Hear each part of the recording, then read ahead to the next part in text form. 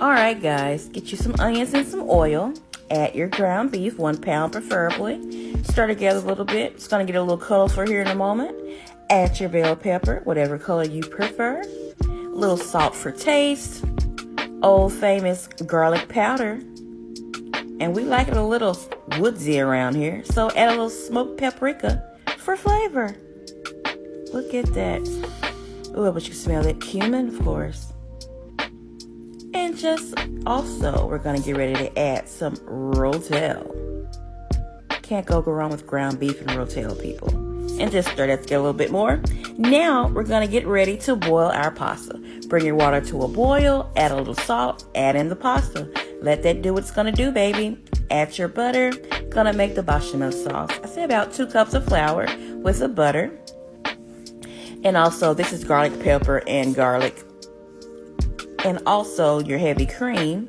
Gonna just add that in there. Just stir that around. You're supposed to use nutmeg, but we only have cinnamon, but it's part of the nutty family, so it's gonna work as well. Add a little more milk because it's a little thick. Or you can add a little more water, whatever you prefer. Stir it together till it's nice and whipped and looks like this. All right.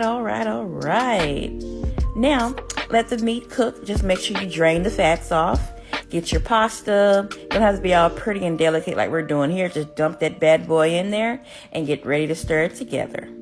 And now, get you your Pyrex pan in a few moments. We're going to show you how to plate this. Olive oil, of course.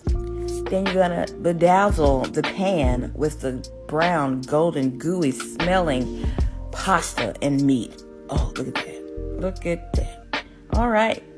Cover it with the bechamel. Leave no noodle uncovered. Just get every crack and crevice because it's going to thank you later. Your stomach will thank you later. All right. Now, whatever cheese you like, we're using triple cheeses here. And we just put a little parsley on top for garnish and flavor. Parsley does give actually a great taste. And you're going to top it back on top. This is like a Egyptian lasagna, people. Get some more of that bechamel sauce. Spread that on top. And once again, a little more parsley. Then you're going to put this in the oven for 30 minutes. Let it bake to gooey, ooey goodness. And then you're going to cut it in slices just like a lasagna. Ooh.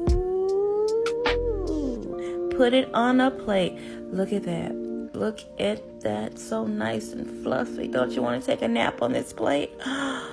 Wish you could taste it. Until next video, guys.